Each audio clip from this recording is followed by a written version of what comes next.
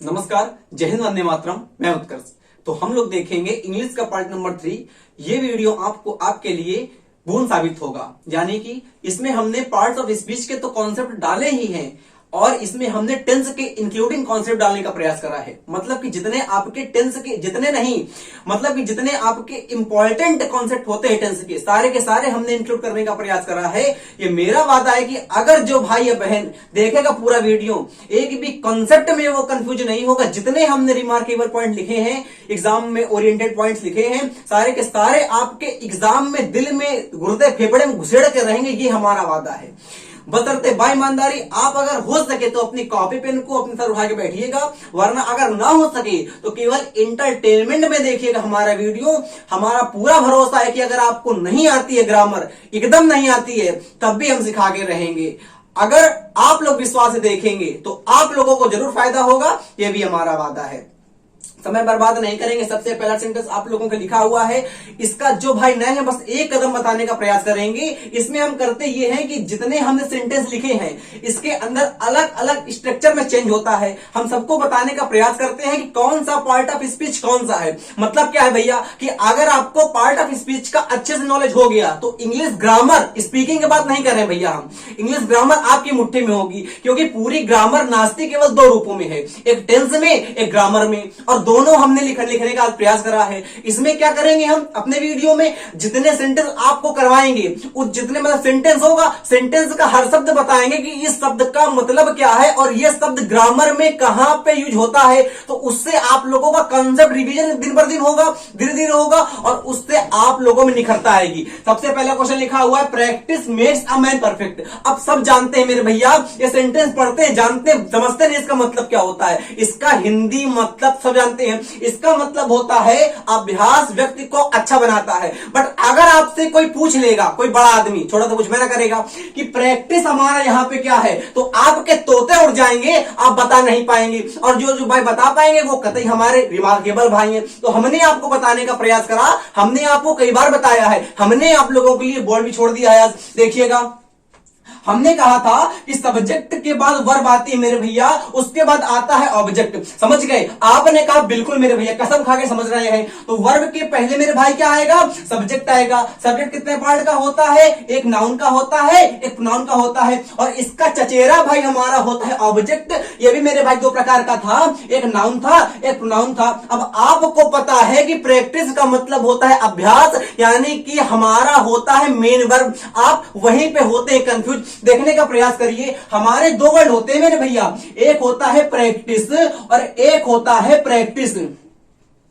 समझने का प्रयास करिएगा, एक होता है प्रैक्टिस, एक होता है प्रैक्टिस, और इसमें आप होते हैं कंफ्यूज कि कौन सा हमारा होता है वर्ब और कौन सा हमारा होता है नाउन। और वहां पे देखो लिखा कौन सा है? सीई वाला। इसका मतलब क्या हो गया मेरे भैया? ये सीई वाला जो ना होता है इसको कहते हैं नाउन और इस वाले को कहते हैं वर्ब। मतलब क्या समझाने का प्रयास करा हमने आपको सिखाने का प्रयास करा कि मेक्स क्या लिखा है मेरे भैया। तो देखो समझाने का हम प्रयास करते हैं। ये प्रैक्टिस तो आपके यहां से नाउन हो गया, इसका मतलब मेरे भैया ये आपका नाउन हो गया। अब ये हमारे अनकाउंटेबल नाउन है। अनकाउंटेबल नाउन के साथ हम लोग हमेशा लगाते हैं वर्ब सिंगुलर। और आपको पता है मेरे कतई भाई कि जिस वर्ब के साथ एस चिपक के आता है, कैसे आता है? चिपक के आता, सर्दी बहुत है, उसके साथ हम लगाते हैं एस या यस। इसका मतलब वो होती है वर्ब सिंगुलर। तो ये हमारी वर्ब हो गई सिंगुलर। कैसी वर्ब हो गई? सिंगुलर वर्ब हो गई। अब यहां सीखने का प्रयास करो। आपने कहा कि हम याद कैसे करें कौन सी ई वाला नाउन है और कौन वाला वर्ब है।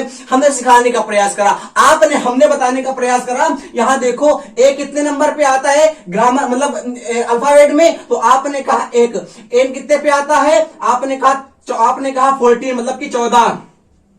और हमने कहा सी कितने नंबर पे आता है? तो आपने कहा 3। उसके बाद क्या बचा? एस कितने नंबर पे आता है? तो आपने कहा 19 नंबर पे आता है। अब देखने का प्रयास करो मेरे भैया, ये दोनों छोटे वाले हैं कि नहीं? आपने कहा सिखा क्या रहे हो? हमने कहा मजा आ जाएगी। कहते मजा आ जाएगी। देखो इसको मिला दो इसके साथ, इसको मिला दो इसके साथ। आपने कहा समझ में नहीं आया। हमने कहा सीखो तो, यहां सीखो। यहां पे क्या लिखा है? यहां लिखा है सी। सी का मतलब क्या होता है? सी का मतलब होता है प्रैक्टिस। देखो ना भैया, सी का मतलब होता है प्रैक्टिस, मतलब कि 3 नंबर और ये हो गया 14 नंबर। ऐसे याद करो तो कभी भूलोगे नहीं। 3 के साथ 14 आता है, उसके बाद क्या आएगा, एस आएगा। एस कितने नंबर होता है, 19 नंबर। ये गलत लिख दिया हमने, एस होता है 19 नंबर, वी होता है 22 नंबर। मतलब क्या है, बड़ा वाला तो बड़ा वाला लेगा और छोटा वाला तो छोटा वाला लेगा। देखो ना भैया, अगर सी छोटा होता है तो एन पास में आएगा, छोटे वाले के साथ एन आएगा। एन पास में होता है अंग्रेजी में, अल्फा एबीसीडी में। और इसमें क्या है, एस दूर होता है। दूर क्या होता है, वी भी दूर होता है। तो जो दूर होता है वो दूर वाले की लेगा, और जो पास होता है वो पास वाले की लेगा। मतलब क्या है, सी हमारा पास में है तो उसके साथ एन आएगा। एस दूर है तो हमारा वी आएगा। अगर एस आएगा तो वर्ब होगा, सी आएगा तो नाउन होगा। समझ गए? तो यहां प्रैक्टिस हमारा हो जाएगा नाउन, और मेक्स होगा हो जाएगी हमारी मेन वर्ब। अब यहां पे लिखा हुआ है आ मैन परफेक्ट। इसका मतलब क्या है, हमने आपको बताया है कि जब भी हमारा एडजेक्टिव के साथ नाउन चिपक के आता है उसको कहते हैं नाउन फ्रेज। फिर सीखो, जब भी मेरे भैया एडजेक्टिव के साथ में नाउन चिपक के आएगा तो ये हमारा होता है नाउन फ्रेज। नाउन फ्रेज होता है। और सीखो तो फ्रेज का मतलब होता है जिसके पास वर्ब नहीं होती।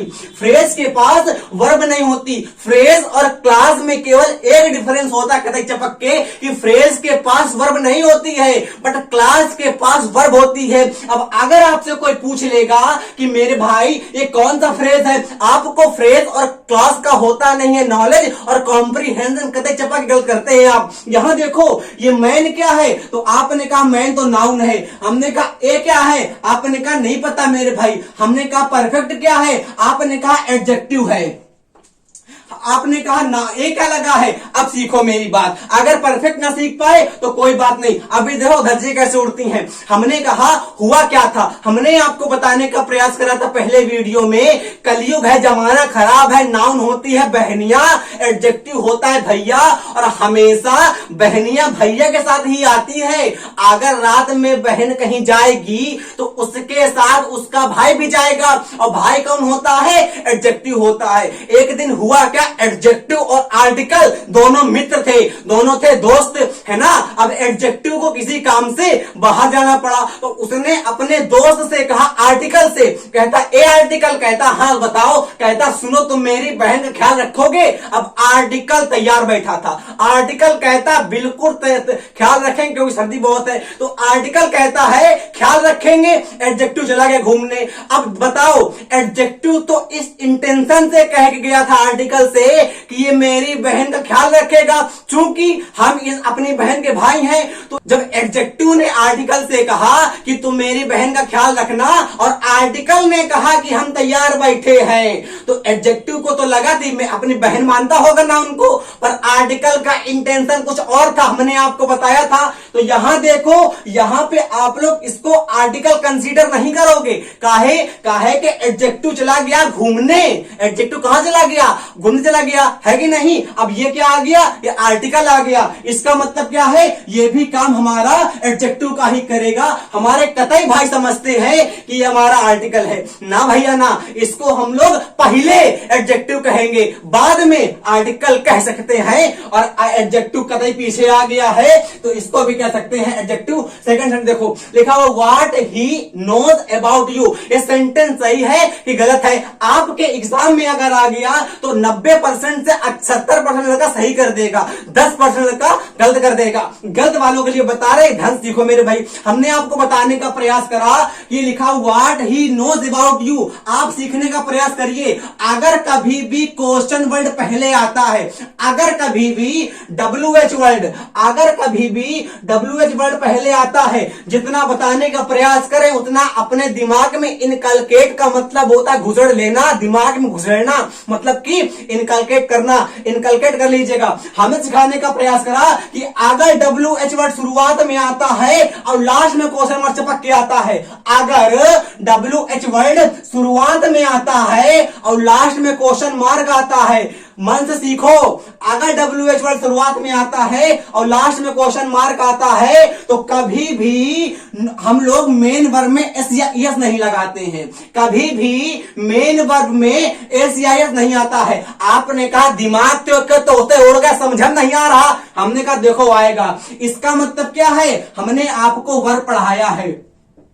वर्ब की हमारी होती है 5 फॉर्म। आपने कहा वाह मजा आ गई, ये तो बचपन में पढ़े थे, नहीं यादें ताजा हो रही हैं। आप लोग हमेशा वर्ब की फर्स्ट फॉर्म में और वर्ब की बेस फॉर्म में रहते हो कंफ्यूज, और आपका कंफ्यूजन कोई नहीं कर पाता दूर, इसीलिए आपके होते हमेशा कंफ्यूज। देखो मेरे भैया, हमने कहा जैसे आप लोगों का यहां पे लिखा हुआ है प्ले, तो आपसे कोई पूछेगा, कोई नल्हा भैया ये हमारा प्ले क्या है, तो आप कहेंगे ये हमारी प्ले है, ये वर्ब की फर्स्ट फॉर्म नहीं है, ये क्या है, ये बेस फॉर्म है। आपने कहा मजा आ गया। इसका मतलब क्या है, हमने सिखाने का प्रयास करा, धीरे धीरे घुसेगा। देखो हमने कहा दिमाग में, हमने कहा प्ले क्या है, प्ले हमारी वर्ब की बेस फॉर्म है। आपने कहा और बताओ, तो हमने कहा और ले लो। रीड क्या है, रीड भी हमारी वर्ब की बेस फॉर्म है। बट अगर इसको सेंटेंस में बना के लिख दे हम, आपने कहा कैसे, हमने कहा देखो ऐसे। हमने कहा आई प्ले, उसके बाद बॉल फुट,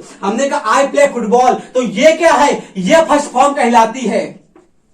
अगर हम लोग किसी वर्ब को ऐसे ही नल्ही छोड़ देते हैं, खुली छोड़ देते हैं, तो उस वर्ब को वर्ब की फर्स्ट फॉर्म नहीं कह देंगे, उसको कहेंगे वर्ब की बेस फॉर्म। और अगर उस वर्ब को कहीं सेंटेंस में लगा के हिलगा के चिपका देंगे तो ये हमारी वर्ब की फर्स्ट फॉर्म होती है। कंफ्यूजन दूर कर लो। तो यहां पे क्या होगी, इसको वर्ब की हम लोग बेस फॉर्म कहेंगे, ये सेकंड फॉर्म हो जाएगी, थर्ड फॉर्म हो जाएगी, फोर्थ फॉर्म हो जाएगी, फिफ्थ फॉर्म हो जाएगी। अब ही के बाद क्या आता है, वर्ब की फिफ्थ फॉर्म आती है कि नहीं, आपने कहा बिल्कुल धाए। बट यहां सेंटेंस इंट्रोगेटिव है, इंट्रोगेटिव सेंटेंस में डू या डज आता है कि नहीं, तो आपने कहा बचपन से पढ़ रहे थे जब हम करते थे। तो यहां पे मेरे भाई नोज ना आके इसके पहले डस चिपकेगा आके, और ये सेंटेंस आपका अब सही हो जाएगा। तो आपने कहा बिल्कुल, नीचे देखो लिखा हुआ है population increases day by day. ये सेंटेंस कतई जहर, कैसे जहर है, कतई कतई कतई जहर है। इसको बताओ, population increases day by day, ये सेंटेंस आपका सही लिखा है कि नहीं लिखा है, इसको आप बताओ। अच्छा, हम आपको एक सेंटेंस और देते हैं, आप बताने का प्रयास करो। हमने इस सेंटेंस को अगर कर दिया, पॉपुलेशन इज इंक्रीजिंग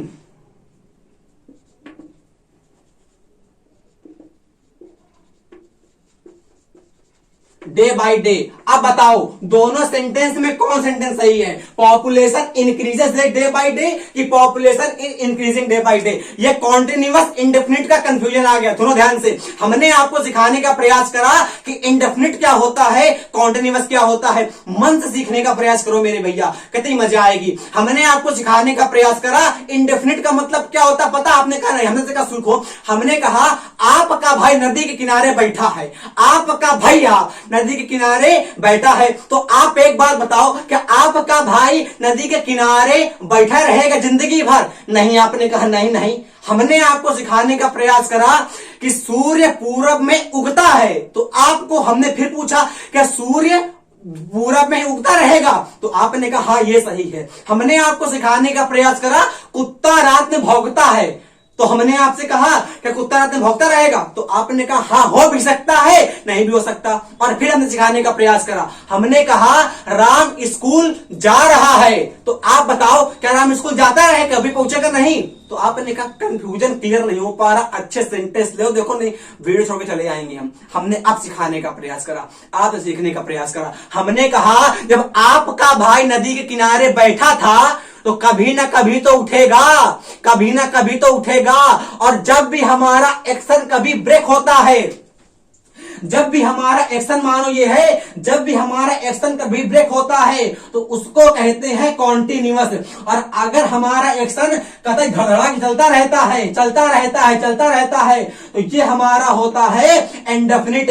इंडेफिनिट और कॉन्टिन्यूअस में हमेशा यही अंतर होता है कि कॉन्टिन्यूअस एक्शन कभी ना कभी खत्म होता है और इंडेफिनिट एक्शन कभी हमारा खत्म नहीं होता।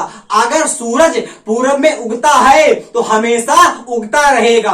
अगर आपका भाई नदी के किनारे बैठा है तो कभी ना कभी हो हटेगा, उसका आधार स्टील का नहीं है, क्योंकि आपको पता है कि आपका भाई कभी ना कभी नदी के किनारे से हटेगा तो वो सेंटेंस इंडेफिनिट ना होकर कॉन्टिन्यूअस हो जाएगा। इसका मतलब क्या है? My brother is sitting in the river, मेरा भाई नदी के बिया मतलब लगा दो आके on the river, in the river सही रहेगा, है ना।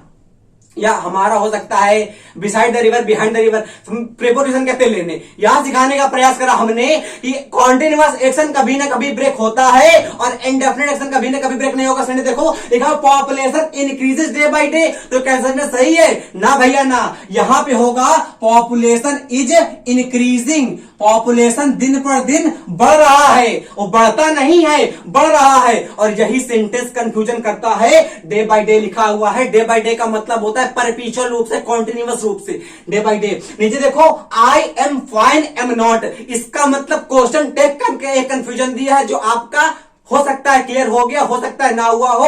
अगर हो गया हो तो अच्छी बात, ना हुआ तो और अच्छी बात। यहां देखने का प्रयास करिए। एक हमने कहा यहां पे लिखा हुआ है एम नॉट, तो हमने सिखाने का प्रयास केवल ये करा, आपने क्वेश्चन, इसका मतलब कुछ नहीं होता कि जो आपको हेल्पिंग वर्ब दी गई है उसको बदल देते हैं निगेटिव में और साथ में चिपका देते हैं सॉलिड फॉर्म वाला नॉट। सीखने का प्रयास करिए।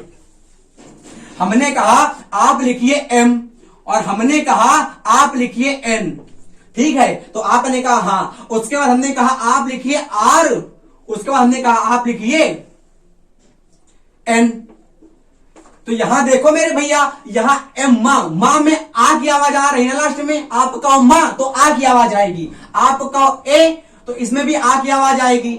अब यहां सीखो, हमने कहा आर तो रा में भी रा में रा आ गया, ठीक है, और रा में तो आ की आवाज आ रही है, बट सीखने का प्रयास करिए। यहां पे हमने कहा एम और यहां पे हमने कहा एन, इसका मतलब क्या है? इन दोनों के वोकल कर्ण के साउंड हमारे सेम होते हैं, इसीलिए कभी एम के बाद नॉट तो आता है, बट अगर सॉलिड फॉर्म में हम लोग एम के बाद नॉट लिखते हैं तो ये हमारा होता है सुपरफ्लूअस, तो इसको हम लोग गलत कर देते हैं और यहां पे एम नॉट हमारे इंग्लिश ग्रामर में एक्सेप्ट नहीं होता, इसकी जगह हम लोगों को आर नॉट करना पड़ता है। एक छोटी सी कहानी थी इसकी, वो बताएं किसी और वीडियो में, वीडियो फालतू का लंबा होगा। यहां का I wish I were a bird, और कुछ भाई हमारे कह रहे होंगे कि आई के बाद कभी वर नहीं आता है, वाज आता है। तो हमने सिखाने का प्रयास करा कि कल्पनाएं हमेशा वर में जाती हैं। जितने भी आपकी कल्पनाएं होती हैं, मतलब कि विश होती हैं, डिजायर्स होती हैं, है ना, सारी की सारी हमारी होती हैं वर में। जैसे आपको चल रहा पता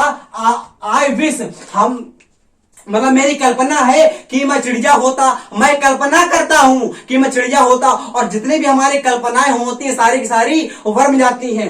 यहां पे अगर मानो हमारा ही भी लिखा होता और यहां पे भी ही होता तो भी हमारा वर आता, यहां पे आपका मानो यू होता और यहां पे भी आपका यू होता तो भी वर आता। इसमें कंफ्यूजन कहां है? यू हमारा क्या है? सब्जेक्ट है, विश क्या है? वर्ब है, और फिर हमारा यू क्या हो जाएगा? सब्जेक्ट हो जाएगा। फिर हमारी वर क्या हो जाएगी? ये हो जाएगी आके मेन वर्ब, ए क्या हो जाएगा आके?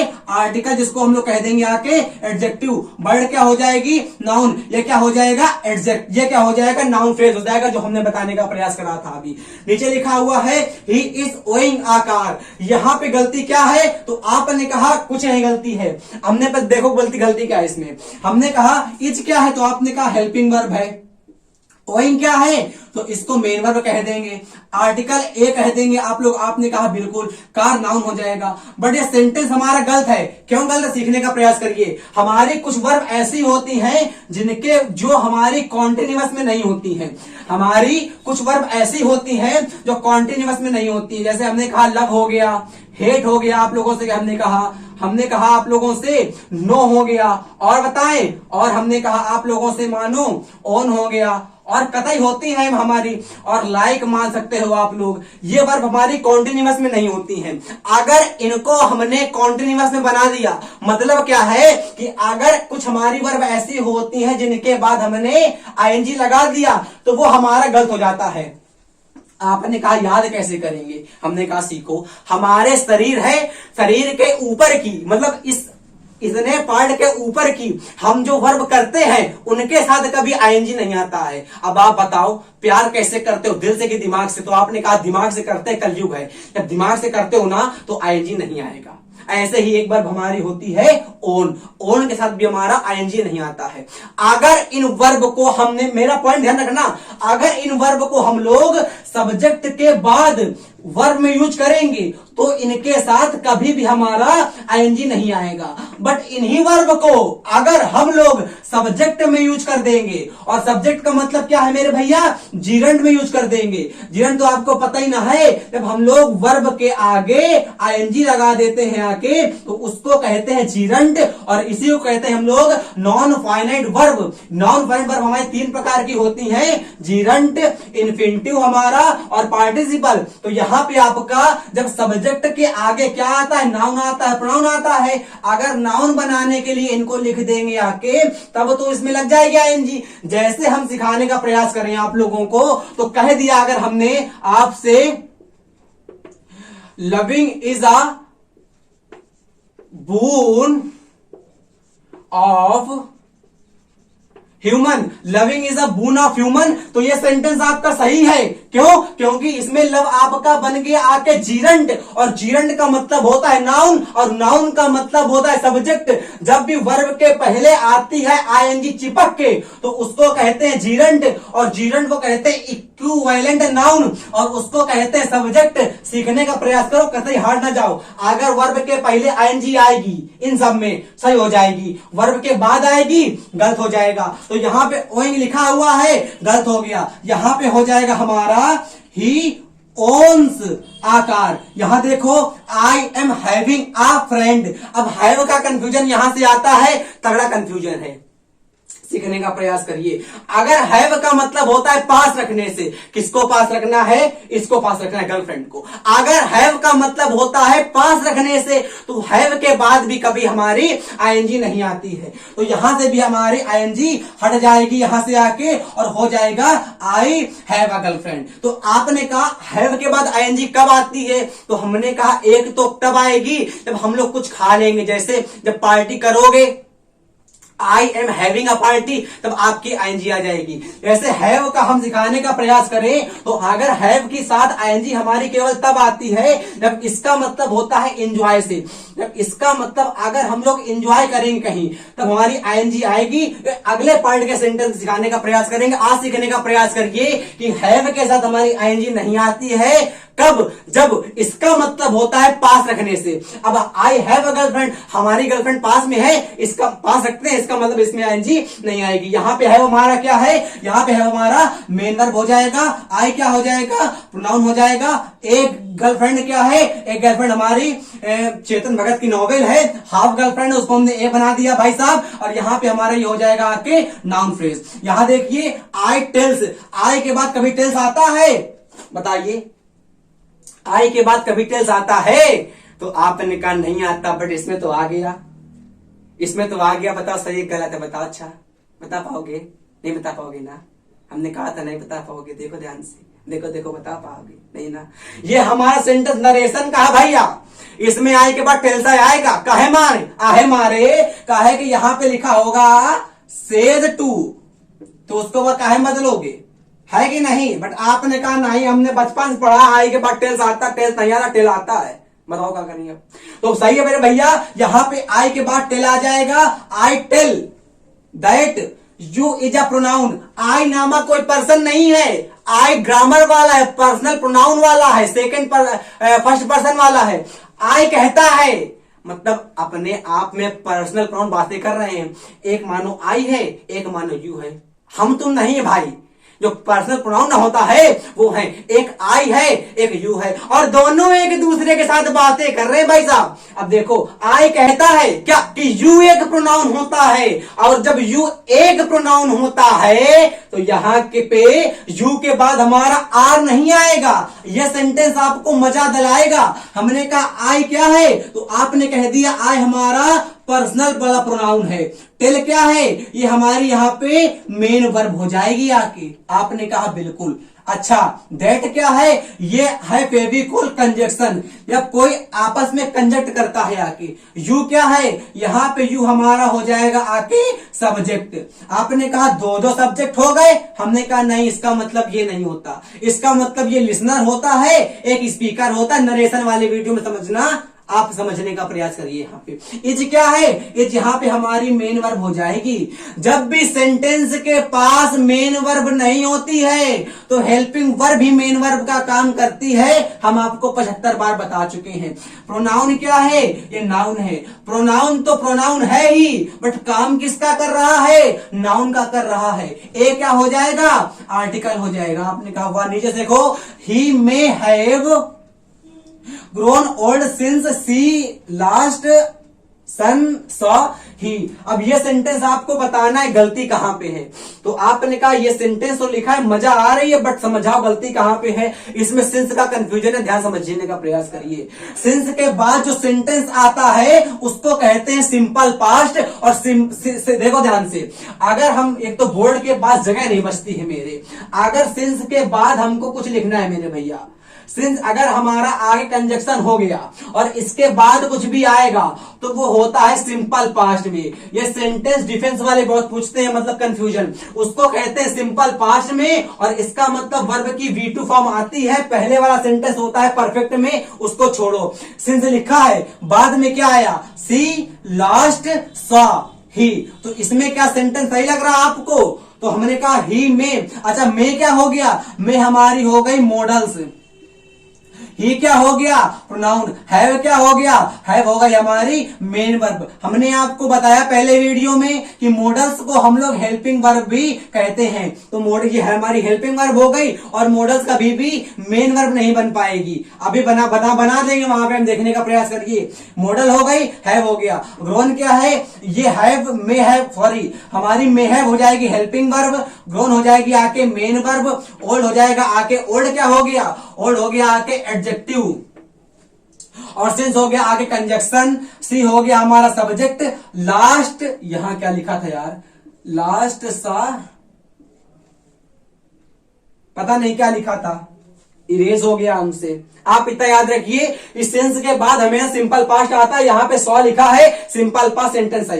यहाँ देखो, आई सा है बिफोर, बिफोर का रूल आ गया। मेरे भाई ध्यान सीखने का प्रयास करिए कि बिफोर एक होता है और एक होता है हमारा आफ्टर। बिफोर और आफ्टर होता है। इस बिफोर का मतलब क्या होता है, बिफोर का मतलब होता है पहले। सीखने का प्रयास करिए, दोनों हमारे जो रूल जहर है।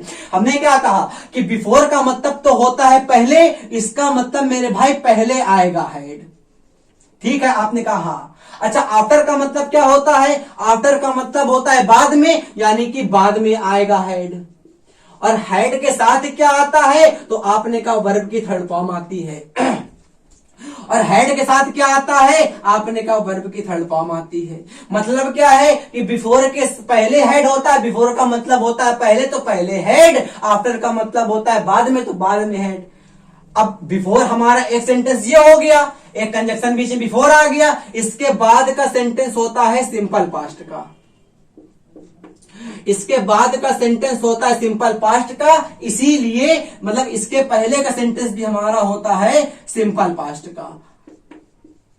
आपने कहा ठीक है। तो यहां देखो, बिफोर लगा है, बिफोर का मतलब होता है पहले, तो पहले हेड होगा। तो यहां पे सा ना होके हो जाएगा आके हैड सीन।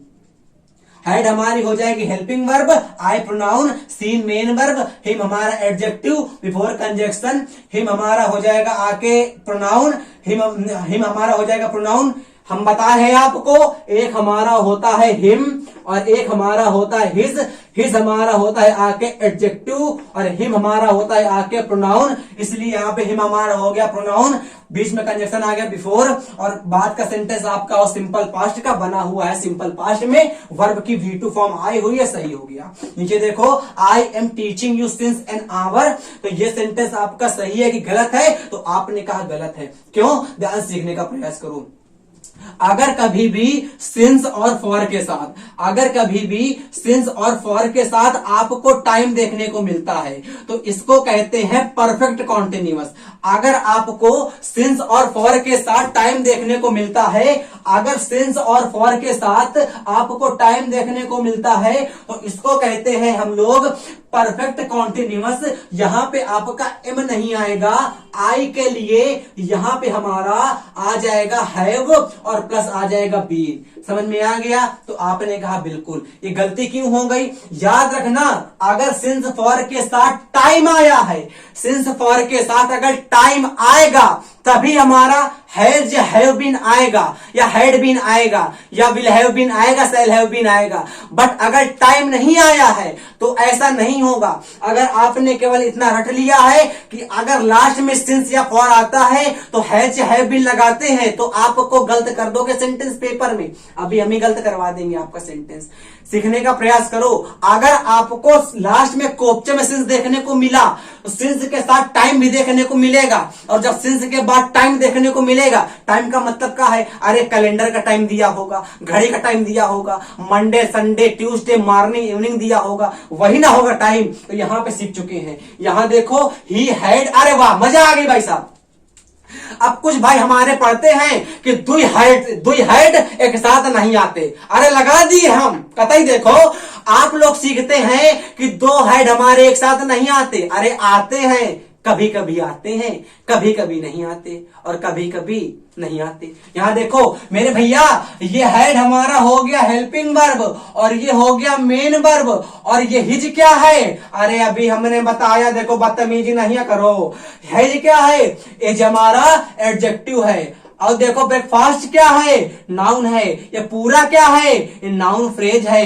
ही क्या है? प्रोनाउन है। समझ में आ गया? हमारे हेड भी एक साथ आते हैं, बट कब? तब आते हैं जब एक हेड हमारा हेल्पिंग वर्ब होगा और दूसरा हमारा मेन वर्ब होगा। आपने कहा मजा आ रही भाई साहब। हमने कहा देखो गलत करेगा सेंटेंस। आपने कहा नहीं अभी तो सीखा हमने भैया, कैसे गलत करेंगे? सिंस क्या है? सिंस हमारा आ गया, लास्ट में आ गया। अच्छा, सिंस के बाद क्या आता है? टाइम आता है। मॉर्निंग भी एक प्रकार का टाइम है, तो आपने कहा कतई चपक के टाइम भाई साहब मॉर्निंग। सर्दी बहुत होती है तो पहले हम लोग क्या लगाते हैं? ऐड नहीं आएगा यहाँ पे। सोनाली, कौन सी नाली? सोनाली, सुनहरी नाली। तो यहाँ पे क्या हो जाएगा हमारा? यहाँ पे हैज के साथ क्या लगा देंगे? बी लगा देंगे। आपने कहा मजा आ गई भाई साहब। यहाँ देखो, Ganesh told me his name after दिखा। आफ्टर के बाद में क्या आता है? हैड। पहले क्या आता है? Simple past. बाद में क्या आता है? हैड आता है। तो यहां पे हमारा बाद में क्या आएगा? लेफ्ट नहीं होगा, हो जाएगा आके हैड के बाद लेफ्ट। आपने कहा कतई। अच्छा, पार्ट ऑफ स्पीच पहचानो। तो गणेश क्या हो गया मेरे भैया? नाउन हो गया। टोल्ड क्या हो गया? मेन वर्ब हो गई। मी क्या हो गया? मी बताओ क्या हो गया यहां पे? मी माने हमारा हो गया आके हिज नेम। हिज तो हमारा हो जाएगा आके एडजेक्टिव, नेम तो हो जाएगा नाउन,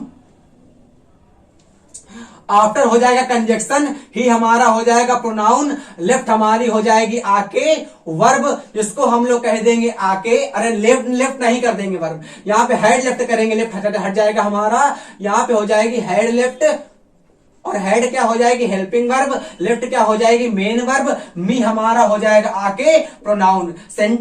आई गणेश टोल्ड मी, गणेश मुझसे कहता है। ये भी तो आपका सेंटेंस एक प्रकार का है। गणेश टोल्ड मी, गणेश मुझसे कहता है। भाई सेंटेंस तो है, भले ही अधूरा सेंटेंस तो क्या हो गया? सेंटेंस है। हर सेंटेंस क्लास नहीं होता, बट हर क्लास सेंटेंस होती है। तो ये एक क्लास एक प्रकार की है, बट ये पहले क्या है? सेंटेंस है। का है? देखो हम आपको सिखाएं, जब सब्जेक्ट के बाद वर्ब आता है, ऑब्जेक्ट आता है। यहाँ पे मी हमारा ऑब्जेक्ट है, और ऑब्जेक्ट भी एक प्रकार का हमारा होता है। ये हो गया प्रोनाउन, और ये हो गई वर्ब, और ये हो गया हमारा आके नाउन। इसलिए यहां पे आप लोग इसको कहेंगे प्रोनाउन। ये नीचे देखो लिखा हुआ है good heaven exclamation how has she इज ग्रोन। अब यहां देखो लास्ट में हमने आपको सिखाया था ना अभी कि अगर WH वर्ड आपको शुरुआत में देखने को मिलता है, लास्ट में क्वेश्चन मार्क आया हो, तो हम इंट्रोगेटिव मानते हैं। यहां लास्ट में क्वेश्चन मार्क नहीं आया हुआ, WH वर्ड आया हुआ है, तो यहां पे हैज बाद में होगा, सी पहले होगा, यहां पे हो जाएगा सी हैज। ये सेंटेंस आपका आया हुआ है SSC CHSL में, हमको लगता है, या MTS में। एक यहां पे हैज सी नहीं होगा, सी हैज हो जाएगा, और तब सेंटेंस आपका सही हो जाएगा। पार्ट ऑफ स्पीच पहचानो। यहाँ पे गुड क्या है, हेवन क्या है, तो गुड हमारा हो जाएगा आके एडजेक्टिव, हेवन हो जाएगा आके नाउन, ये पूरा हो जाएगा नाउन फ्रेज। हमेशा अगर सेंटेंस आपको चालू करना है, हमेशा सब्जेक्ट से ही चालू होगा और ऑब्जेक्ट से। दो प्रकार के नाउन, या तो नाउन दो प्रकार के होते हैं, एक तो नाउन, एक तो प्रोनाउन। अगर नाउन प्रोनाउन ना दी हो तो नाउन फ्रेज होगा, या तो एडजेक्टिव फ्रेज, नाउन फ्रेज ही होगा जेन्युइन हमारा। तो यहां पे हमने एडजेक्टिव फ्रेज इसको कर दिया आके, नाउन फ्रेज कर दिया आके। समझ में आया? आपने कहा बिल्कुल। अब यहां देखो हाउ क्या है, हाउ हमारा एक्सक्लेमेशन वाला मार्क तो है, बट यहां पे हाउ हमारा कंजक्शन का काम करेगा। अगर कभी भी आप लोगों को WH वर्ड के बाद सब्जेक्ट देखने को मिल जाता है, सीखने का प्रयास करो। हमने कहा कंजक्शन क्या होता है, फेविकोल, फेविकोल होता है। अगर एक सब्जेक्ट के बाद, अरे लिख ले भाई, खड़ा हो जा कतई, अगर इसको कह रहे हैं आपको नहीं, अगर एक सब्जेक्ट के बाद दूसरा सब्जेक्ट, दूसरे सेंटेंस को जोड़ना, अगर एक सेंटेंस के बाद जोड़ना हो दूसरे सेंटेंस को, तो आता है बीच में कंजक्शन, और कंजक्शन बराबर फेविकोल। समझ में आया? तो आपने कहा बिल्कुल। ये एक सेंटेंस दिया है, या एक हमारा फ्रेज दिया है, नाउन फ्रेज, और उसके बाद हमको एक सेंटेंस को जोड़ना है आके पूरे को, सी हैज ग्रोन को, तो यहां पे हमने हाउ का यूज कर दिया। हाउ क्या हो जाएगा, कंजक्शन हो जाएगा। ऐसे ही पार्ट ऑफ स्पीच आप पहचानो, है ना। ग्रोन क्या हो जाएगा, ये हमारी V3 हो जाएगी। जेन्युइन हमारा है क्या, ग्रोन, ग्रोन हमारा हो सकता है, हाँ V3 ही तो है भाई। सी हमारा हो गया प्रोनाउन, और हैज हमारा हो गया हेल्पिंग वर्ब, और ग्रोन हमारा हो गया MV3। यहां देखो ये सेंटेंस दो लिखे हुए हैं, और ये सेंटेंस दोनों आपके लिए कतई मजेदार हैं। हमने आपसे पूछने का प्रयास करा कि इसमें ये सेंटेंस कौन सा सही है और कौन सा गलत है। तो आप लोगों ने अपनी नंगी आंखों के द्वारा देखा कि आई के बाद सेल आता है, विल नहीं आता है। सबने कह दिया कि ये विल हमारा गलत है। अरे ना भैया ना, ये दोनों के दोनों सेंटेंस हमारे सही हैं। आप विरोध करोगे मेरी बात का, हमने कहा सीखने का प्रयास करो। देखो मेरे भैया, फ्यूचर आपके दो टाइप के होते हैं। फ्यूचर आपका दो टाइप का होता है, एक होता है फिक्स एक्शन और एक होता है अनफिक्स एक्शन। ये सबको पता होता है, ये किसी को नहीं पता होता, या ये सबको पता होता है, ये किसी को नहीं पता होता। हमेशा कंफ्यूजन रहता है। सीखने का प्रयास करो। अगर फिक्स एक्शन होगा तो इसके साथ आई और वी में हम लोग लगाते हैं विल, और बाकी जितने होते हैं हमारे, सेकेंड पर्सन हो जाए चाहे थर्ड पर्सन हो जाए, सबके साथ सेल आता है। आपने कहा समझ नहीं पाए, हमने कहा नीचे देखो तब समझोगे। अगर अनफिक्स्ड एक्शन होता है तो यहां पे आई और वी के साथ हम लोग सेल लगाते हैं, और बाकी जितने पर्सन होते हैं सबके साथ हमारा विल आता है। अब यहां देखो सेंटेंस, हमने कहा I shall meet my girlfriend tomorrow, मैं अपनी गर्लफ्रेंड से कल मिलूंगा। अब अगर मेरा मन होगा तो मिलूंगा, नहीं मन होगा तो नहीं मिलूंगा। ये सेंटेंस फिक्स तो नहीं है, बट अगर मेरा मिलने का कतई उद्देश्य, सर्दी बहुत है, अगर मेरा मिलने का कतई उद्देश्य हो जाए, क्यों, सुनो ध्यान से। हमने कहा आई के बाद विल कब आता है, जब सेंटेंस कतई फिक्स होता है तब विल आता है। अगर इस सेंटेंस फिक्स नहीं होगा तो विल नहीं आएगा। जैसे हमने आपसे कह दिया, मानो I shall meet my girlfriend tomorrow, अगर आपका उद्देश्य कल एकदम फाइनली कोट पैंट तैयार करके रखे, जूते में पॉलिश हो के रखी, आपने एकदम फेशियल करवा के रखा है, तो कतई मिलने जाओगे। और अगर उसने कह दिया मिलने के लिए, आपका मिलने का मन ही नहीं है, और फोन में खाली दबाए पड़े हो कि आएंगे, तो इसका मतलब जा भी सकते हो, नहीं भी जा पाओगे। तो जब जा नहीं पाओगे तो सेल सही हो जाएगा, और जाओगे तो विल सही हो जाएगा। ये सीखने का प्रयास कर लीजिए ध्यान से एकदम। इस फ्यूचर दो प्रकार के होते हैं, एक फिक्स एक्शन, एक अनफिक्स एक्शन। फिक्स में आई वी के साथ हमारा विल सेल आता, अनफिक्स में हमारा आई और वी के साथ सेल आता है। बाकी जितने होते हैं, ही से इट दे किसी का नाम, सबके साथ विल आता है। और फिक्स में क्या होता है, आई और वी के साथ विल आता है, बाकी सबके साथ सेल आता है। ये वीडियो यही खत्म करते हैं हम। गला मेरा बोल गया कतई कायदे से, क्योंकि मेरे पास माइक की व्यवस्था नहीं है, गरीबी इंसान है भाई साहब, समझने का प्रयास करिए। ये वीडियो कैसे लगा आप कमेंट में बताइएगा। पार्ट 4 हम जल्द ही अपलोड करने का प्रयास करेंगे। हमारा उद्देश्य रहा है कि अगर जिस भाई ने मन से देखा है सबको आ गया होगा, अगर नहीं आया है तो कमेंट करिएगा जिस क्वेश्चन में या जिस बात में, या अगर कोई हमको सजेशन देना चाहते हैं तो आपका दिल से स्वागत है। अगला वीडियो आने के लिए जय हिंद, जय भारत, वंदे मातरम।